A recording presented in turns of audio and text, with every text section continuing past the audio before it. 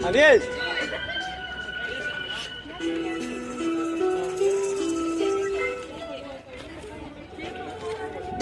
Ausente, tú jamás volverás porque tienes miedo de afrontar toda la verdad, estás ausente.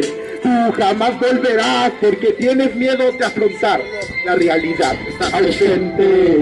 Tú jamás volverás porque tienes miedo de afrontar toda la verdad, estás ausente. Tú jamás volverás porque tienes miedo de afrontar la realidad. Desde el día en que te fuiste no he podido yo dormir. El corazón guerrero de este león ha dejado de latir, mas nunca volveré a rugir. Todo porque tú te decidiste ir. Mi vida es como un boli sin papel donde escribir. Desde que tú no estás, pienso en cuándo me voy a morir. Mira ahora todos los que se ríen de mí son los mismos que sonreían cuando estabas junto a mí, haciéndome feliz, haciéndome feliz.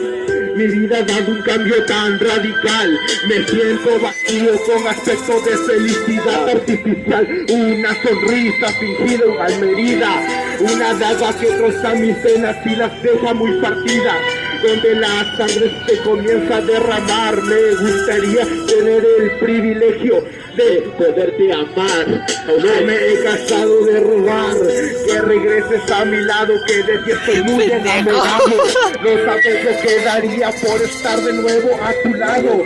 Espero en mi corazón y me muera yo no esté olvidado. De por ti te confieso que tengo el corazón destrozado. Estoy triste y esto nadie me lo puede evitar. ¿Por qué? ¿Por qué? Tú estás ausente. Tú jamás volverás porque tienes miedo de afrontar toda la verdad, estás ausente. Tú jamás volverás porque tienes miedo de afrontar la realidad, estás ausente. Tú jamás volverás porque tienes miedo de afrontar toda la verdad, estás ausente. Tú jamás volverás porque tienes miedo de afrontar la realidad.